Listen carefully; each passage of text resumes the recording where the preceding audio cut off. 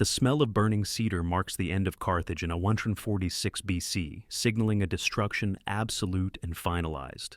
Roman legionaries breached the Bursa citadel, stepping over rubble to seize the true currency of their conquest.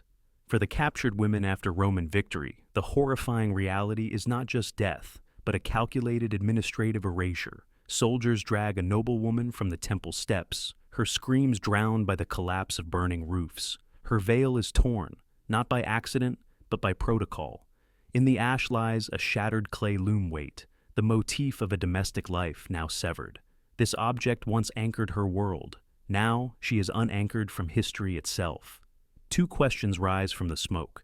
Why did the Roman Senate demand not just political submission, but the systematic biological erasure of this specific lineage? And what irreversible cost is paid when a free name is scraped away to make room for a price tag? Silence is not safety. It is the first step of ownership. If you enjoy these dark histories, leave a like and subscribe and comment below where you're listening from. And now, back to the story. The triumph of the battlefield fades into the logistical grinding of the Roman machine. The women are not marched as prisoners of war, but herded as livestock towards the port of Delos, the empire's great sorting house. The heat is oppressive, baking the dust into their skin until individual features blur into a singular, gray mass of property. A mango, the slave dealer, moves down the line with a wax tablet, scratching figures that erase histories. He does not ask names. He assigns values based on age, teeth, and reproductive viability. The first rule shifts. Silence is enforced not by whips, but by the withholding of water. To speak is to dehydrate. On the docks, the transformation becomes bureaucratic and absolute. A scribe dips a brush into white gypsum, chalk. He marks the feet of the women, a legal signal to buyers that this merchandise comes from across the sea. This mark absolves the seller of warranties regarding local diseases or temperament. The chalk dries tight on their skin, a white shackle more binding than the iron on their wrists. Around their necks, a titulus placard is hung, listing skills and defects. One woman, clutching the memory of the loom weight in a closed fist, refuses to look at the ledger.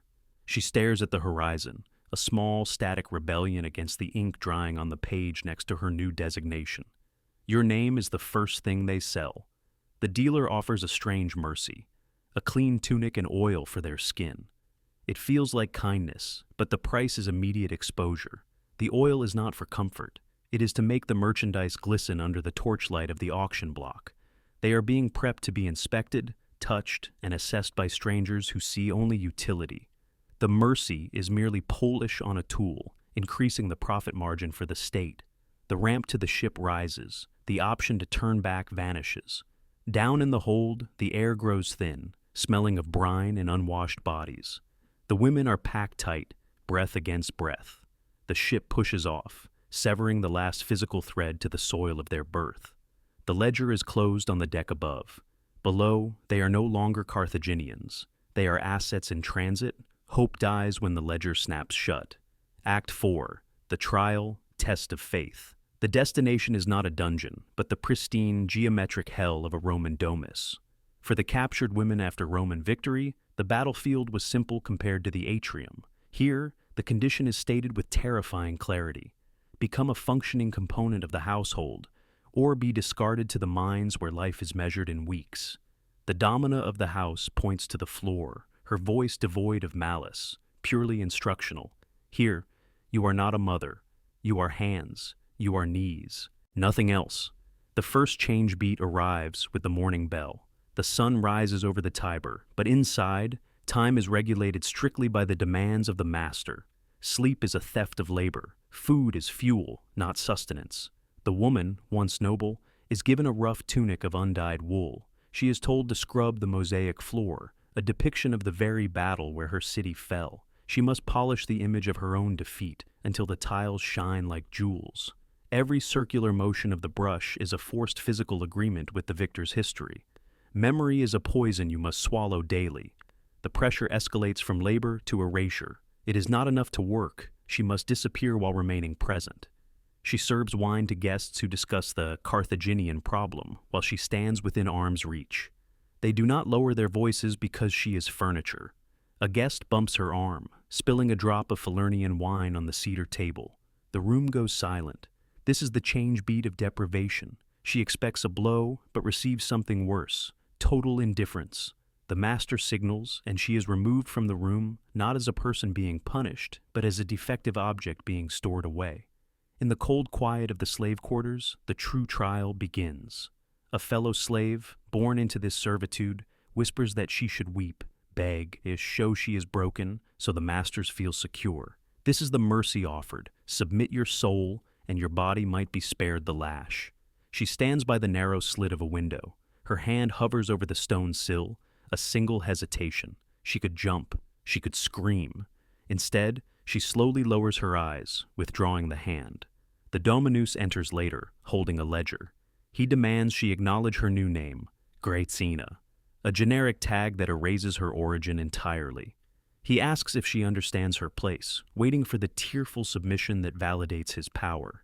She looks at the stone floor, the only thing that hasn't lied to her. She delivers the cold refusal, not of the task, but of the emotional surrender they crave. The stone does not ask whose feet walk upon it. It is a deflection, devoid of emotion, offering him nothing to feed on. The why becomes paralyzingly clear. Rome did not drag these women across the sea just for labor. Slaves are cheap. They did it to domesticate the chaos of war, to take the wild, dangerous other and force it to pour wine. The price of survival is the acceptance that your past is a myth. But here lies the inversion. The silence they enforce to break her becomes her armor. By becoming nobody, she becomes the invisible witness. They speak secrets in front of her, political betrayals, debts, illicit affairs, because they believe they have hollowed her out. They have not. They have merely built a vault. A ghost sees everything, but can be touched by nothing. Act 5, Rebirth, the hidden truth.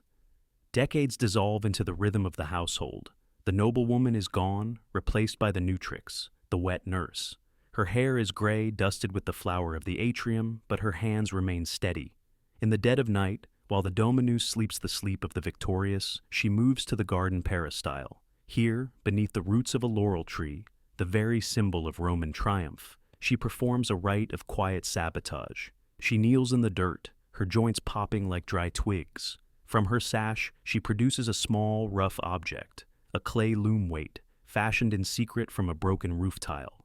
It is a crude replica of the one lost in the ashes of 146 BC. She does not pray to Jupiter. She presses the clay deep into the Roman soil, burying her history within the foundation of her captor's home.